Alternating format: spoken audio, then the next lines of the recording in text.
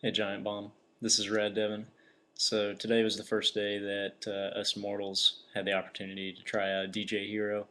I got to go by the Gamestop and check it out. First of all, I want to talk about the circumstances of this demo. They were a little bit different than I had anticipated. I sort of thought I would go in there and the turntable would be mounted maybe in front of the Xbox, and I would just walk up and hit the buttons and start playing.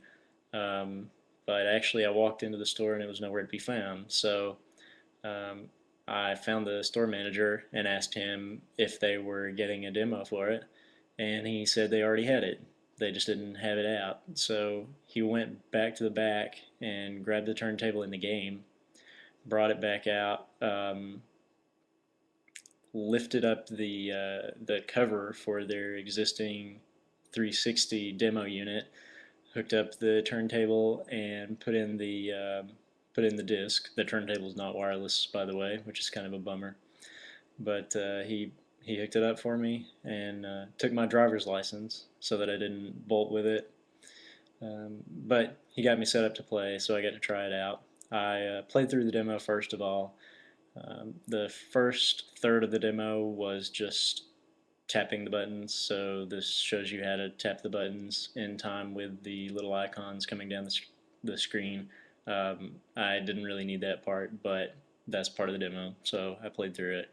Then the second part showed the crossfader, which was pretty neat. There are, of course, three lines that go across the screen. You've got one on the far left, one on the far right, and one in the middle.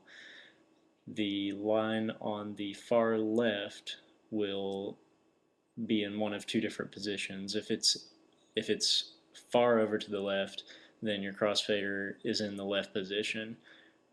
If it's to the right, then your crossfader is in the center position. If the right line is over to the right, then your crossfader is to the right position. And I probably should have mentioned beforehand that the crossfader has three different positions, so it can be either to the left, the right, or the center. So that was a new element that it was introducing. It worked pretty well. It was a little hard to into it where the positions were exactly, although it does sort of click in.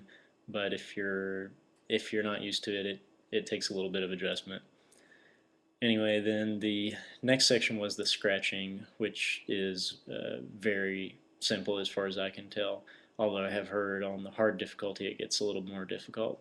But basically, during the scratch sections, instead of having a single icon on the line that you need to scratch on, you'll have a sort of bar that comes down that line, and that means you'll have to hold down that button and scratch the record. So it's I guess two new game mechanics for the rhythm genre, plastic instrument rhythm genre. Then the just regular rhythm button pressing in time to the music and along with the icons, which has been standard for years now. Um, then I played through the Quickplay, which lets you play three of the tracks.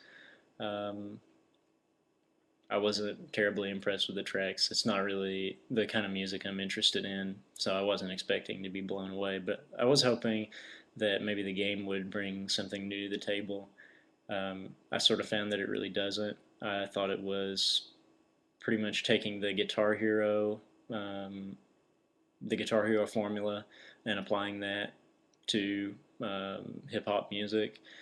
It just they build a controller that looks somewhat like the instrument and apply this loose metaphor to it that makes you sort of feel like you might be doing what you would be doing if you were actually creating this music, and then you go. Um, it wasn't really all that interesting. I played on medium difficulty, which gives you the crossfader. On easy difficulty, you don't use the crossfader at all.